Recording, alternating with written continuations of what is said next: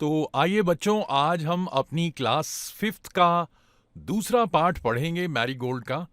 और पार्ट का नाम आप देख सकते हैं है वंडरफुल वेस्ट। तो हमारे पार्ट का नाम है वंडरफुल वेस्ट। क्या आप मुझे कोई बता सकता है कि वंडरफुल और वेस्ट का यहाँ पर क्या अर्थ है? देखिए जी, वंडरफुल मतलब एक ऐसी चीज जो कि हमें अच्छी लगती है ना। वंडरफुल माने ऐसी चीज जो हम जिसको जो अच्छी होती है, जिसको देखकर हम कहें वाह कितनी अच्छी चीज है। और वेस्ट का मतलब आप जानते हैं, वेस्ट का मतलब वो चीजें होती हैं जो बची खुची चीजें होती हैं। जैसे खाना बनाने के बाद सब्जी आप जब छिलते हैं तो जो सब्जी के छिलके हैं, सब्जी के छिलके, उसे हम वेस्ट कहेंगे। यानी कि किसी भी काम को करने के बाद जो ऐसी चीजें बच जाती हैं जिनका कोई हम इस्तेमाल नहीं करते और उन्हें फेंक देते हैं, उसे हम कहेंगे वेस्ट। तो इस पाठ का नाम है वंडरफुल वेस्ट। आइए इस पाठ में देखें आज हमें क्या क्या नया सीखने को प्राप्त होता है, मतलब क्या नई चीजें हम सीखेंगे। तो यहां पर लिखा है waste can be quite useful, find out for yourself from this story. तो यहां पर क्या कहा गया है कि वेस्ट बहुत यूजफुल हो सकता है। अब बताइए यूजफुल का क्या मतलब है? यूजफुल का मतलब हम कह सकते हैं उपयोगी। उपयोगी मतलब ऐसी चीज जिसका हम किसी काम में प्रयोग कर सकते हैं। वेस्ट माने क्या होता है? वेस्ट माने ऐसी चीज जिसका कोई काम नहीं है और हम उसे फेंक देते हैं। और उपयोगी का मतलब क्या होगा? उपयोगी का मतलब ऐसी चीज जिसका हम किसी काम में कुछ ना कुछ प्रयोग कर सकते हैं। फाइंड आउट, पता करो, for your self from this story. Story माने कहानी। तो इस कहानी में हम ये पता करने की कोशिश करेंगे कि जिन चीजों को हम वेस्ट समझते हैं और जिनको हम सोचते हैं कि इन्हें फेंक देना चाहिए, उन चीजों से भी कैसे हम काम की चीजें बना सकते हैं। तो आइए पाठ को शुरू करें। वंस, एक बार, the Maharaja of Travancore ordered a grand dinner in his palace. तो ये कहानी है, एक पुरानी कहानी है, राजाओं के जमाने की कहानी है। और ट्रैवनकोर के महाराजा, अब ये जो ट्रैवनकोर जगह है, ये कोई बता सकता है कहाँ है इंडिया में? हाँ जी, ट्रैवनकोर जो है ये अब केरला है। केरला, केरला, ट्रैवनकोर। तो केरला में ट्रैवनकोर के महाराजा, उन्होंने अपने पैलेस में, अच्छा बताइए पैलेस का मतलब क्या होता है? पैलेस का मतलब महल। अपने महल में ग्रैंड डिनर, डिनर मतलब रात का खाना, और ग्रैंड डिनर मतलब एक बहुत बड़ा रात का खाना आयोजित किया। और आफ्टरनून में, इन द आफ्टरनून, यानी आफ्टरनून का मतलब बताइए? आफ्टरनून का मतलब है, यहां पर मैं लिख देता हूं, कलर मुझे नहीं दिखेगा, ये हल्का कलर लेता हूं। आफ्टरनून का मतलब है दिन का समय, दोपहर। तो दिन के समय क्या किया महाराजा ने? In the afternoon before the dinner, dinner से पहले दिन में, Maharaja entered the kitchen to survey the dishes that had been prepared for the feast. अब यहां पर एक शब्द का प्रयोग हुआ है। वो शब्द क्या है? वो शब्द है फीस्ट। फीस्ट का आप क्या मतलब समझते हैं? फीस्ट का मतलब है, फीस्ट का मतलब भोजन, खाना, रात का खाना। तो दिन के समय ग्रैंड डिनर से, बहुत बड़े डिनर से पहले, राजा महाराजा ऑफ ट्रैवनकोर किचन में गए जहां पर ये सब चीजें बन रही थीं।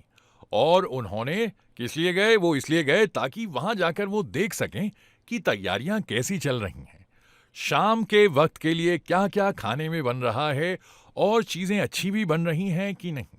क्योंकि जब उनके मेहमान आए तो उनके सामने सारी अच्छी अच्छी चीजें खाने के लिए रखी हों। तो अब महाराजा साहब पूछ रहे हैं, what are you going to do with those vegetable scraps? Vegetable scraps, vegetable का मतलब बताइए। जी हाँ, बिल्कुल सही। वेजिटेबल का मतलब नहीं जानते बच्चे। वेजिटेबल का मतलब सब्जी, सब्जी। वेजिटेबल का मतलब सब्जी। और फ्रूट्स का मतलब क्या होता है? फ्रूट्स का मतलब होता है फल। स्क्रैप्स यानी छिलके।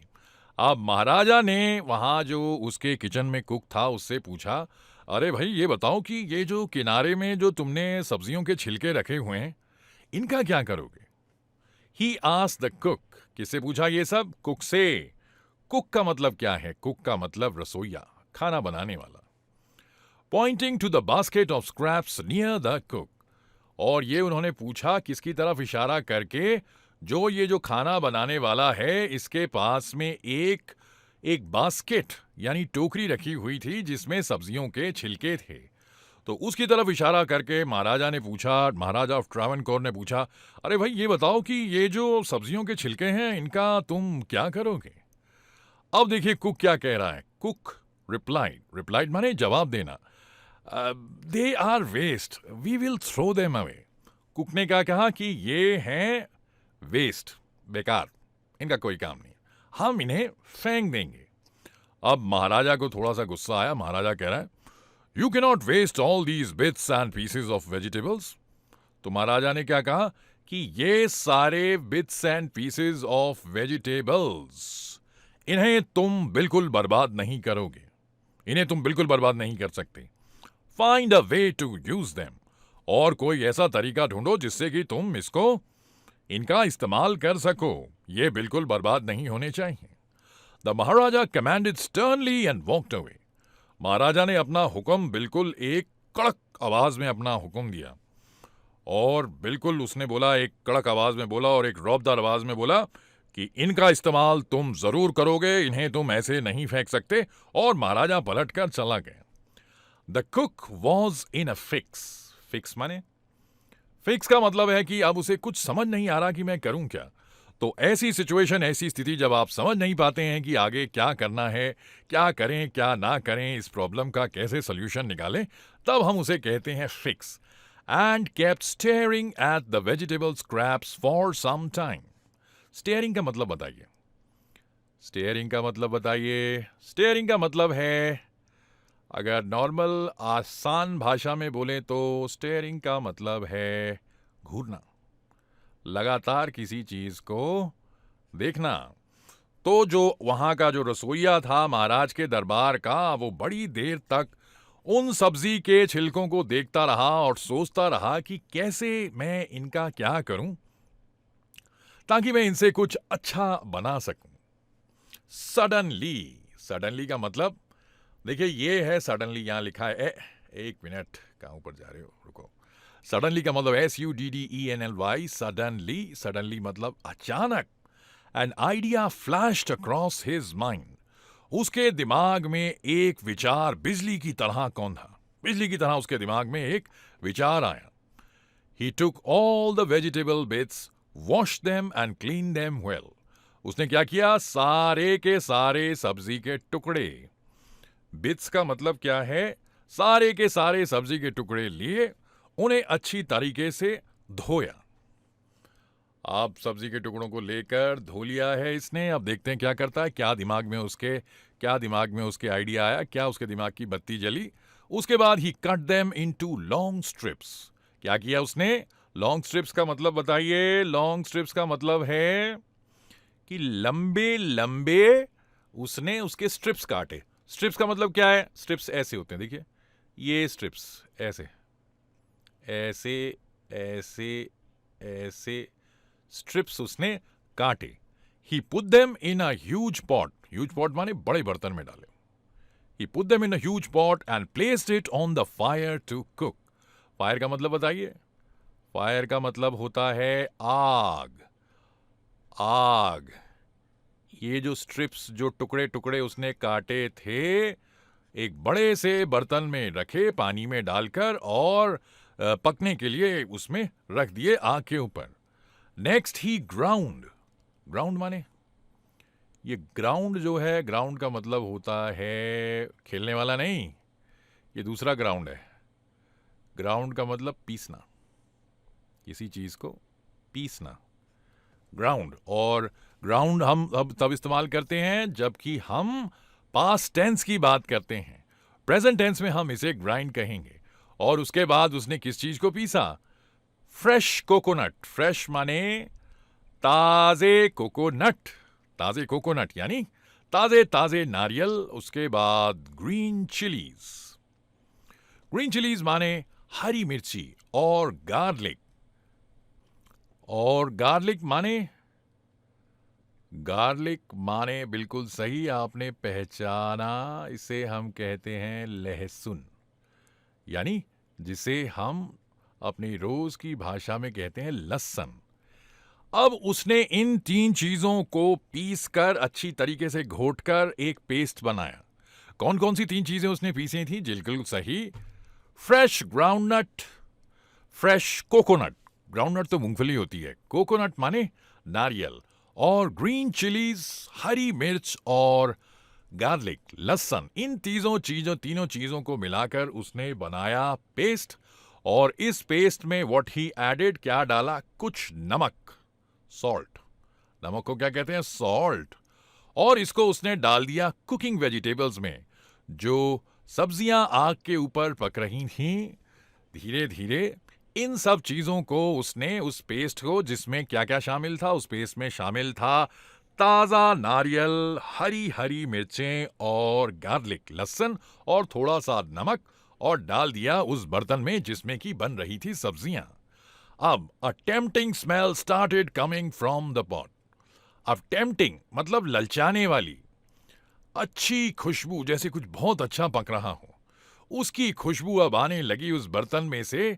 अब उसने क्या किया? कुक ने now he whipped some curd and added it to the curry.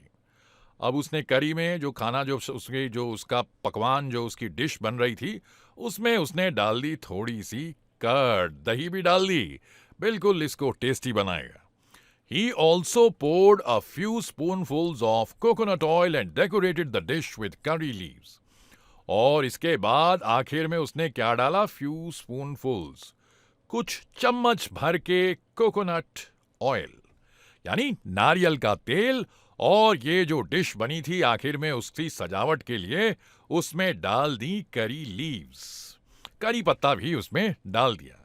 अब वो क्या बोला? लो एंड बिहोल्ड, यानी रुको और देखो, the new dish was ready.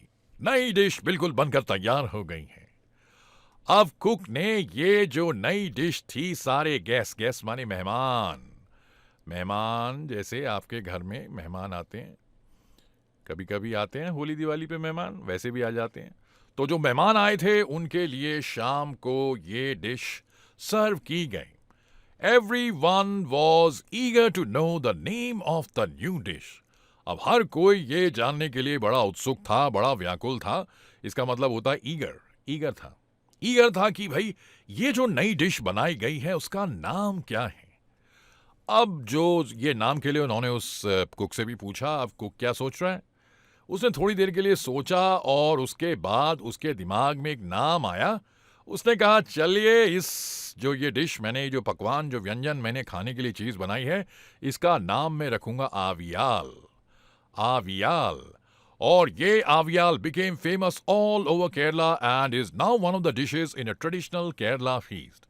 और ये जो आवियाल नाम की जो मजेदार, लज्जतदार, बहुत स्वादिष्ट व्यंजन उसने बनाया था, ये धीरे धीरे पूरे केरला में मशहूर हो गया।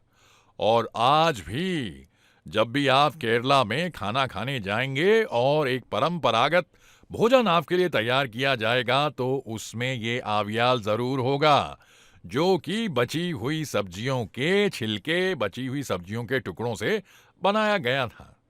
एंड इमेजिन मतलब कल्पना कीजिए, it all came from a basket of waste, यानी एक वेस्ट की टोकरी। जिस चीज को हमने सोच लिया था कि अब भाई इसका कोई इस्तेमाल नहीं है, अब इसे फेंक देना चाहिए, उसी वेस्ट से इतना स्वादिष्ट भोजन बना। यानी कि हमें कोई भी चीज को ये नहीं समझना चाहिए कि ये बेकार है। हमेशा हमें बेकार चीज़ों में से भी कुछ ना कुछ नई चीज़ें बनाने का प्रयास करना चाहिए ताकि किसी भी चीज़ को हम फेंकें ना और ज़्यादा से ज़्यादा चीज़ों का उपयोग कर सकें। आइए देखें हमने इसमें कुछ नए फ्रेजेस, नए वर्ड्स सीखे इस पाठ में। सबसे पहले हमने सीखा इनअफिक्स। इनअफिक्स का मतलब ऐसी सिचुएशन जहां से आप निकल ना पा रहे हों, आपको समझ नहीं आ रहा क्या करें, कैसे करें। Flash across the mind. Flash across the mind का मतलब होता है कि सडनली थिंक ऑफ, अचानक आपके दिमाग में एक आइडिया आना। यानी जैसे आपके दिमाग में एक बिजली सी कौंधती है और आपके दिमाग में एक आइडिया आता है कि इस काम को हमें कैसे करना है, उसे बोलते हैं फ्लैश अक्रॉस द माइंड। और अगला है lo and behold. Look what a surprise. तो लो एंड बिहोल्ड हमारे पाठ में इस्तेमाल हुआ था। लो एंड बिहोल्ड का मतलब है कि देखो मैंने कितना अच्छा काम किया है, कितनी हैरानगी की बात है, हमें कितना सरप्राइज हो रहे हैं। उसके बाद एक और हमने इसमें इस्तेमाल किया, वो है ट्रेडिशनल फीस्ट। तो hearty meal for many guest served on special occasion. तो ट्रेडिशनल फीस्ट का मतलब होता है जब आप बहुत सारे लोगों को बुलाते हैं और कोई खास मौका होता है जैसे होली, दिवाली या शादी का, और आप लोगों को खाना खिलाते हैं तो उसे कहते हैं ट्रेडिशनल फीस्ट। तो केरला में जब भी आप जाएंगे ट्रैवनकोर में पूरे केरला में आप जब भी जाएंगे और आपके लिए खाना रखा जाएगा, जब आप पूरे परिवार के साथ जाएंगे तो उसमें आवियाल जरूर होगा। आवियाल के बिना उनका खाना नहीं बनेगा। आइए रीडिंग इज फन में कुछ क्वेश्चंस एंड आंसर्स देखते हैं। पहला है, what were the preparations in the palace for. Palace में किस चीज की तैयारियां हो रही थी? जी हाँ, बिल्कुल सही, पैलेस में तैयारियां हो रही थी एक ग्रैंड डिनर की। ग्रैंड डिनर, रात को एक बहुत बड़ा भोज, एक बहुत बड़ा खाना होने वाला था। Why did Maharaja go into the kitchen in the afternoon? दिन के समय महाराजा, जो ट्रावनकोर के महाराजा थे, वो किचन में क्या करने गए थे? दिन के समय वो ये देखने गए थे कि रात के खाने के लिए सब तैयारियां ठीक से चल भी रही हैं कि नहीं। What had the cook planned to do with the vegetable scraps? अब ये बताइए कि वो जो कुक था, उन सब्जी के छिलकों का वो क्या करने वाला था? बिल्कुल सही, उसने सोचा हुआ था कि ये सब्जी के छिलके तो बिल्कुल बेकार हैं, इन्हें मैं फेंक दूंगा। और क्वेश्चन नंबर 4 है, ingredients are the things that are used to make a dish. Circle the ingredients of aviyal in the box below. तो बताइए इनमें से कौन कौन सी चीजें।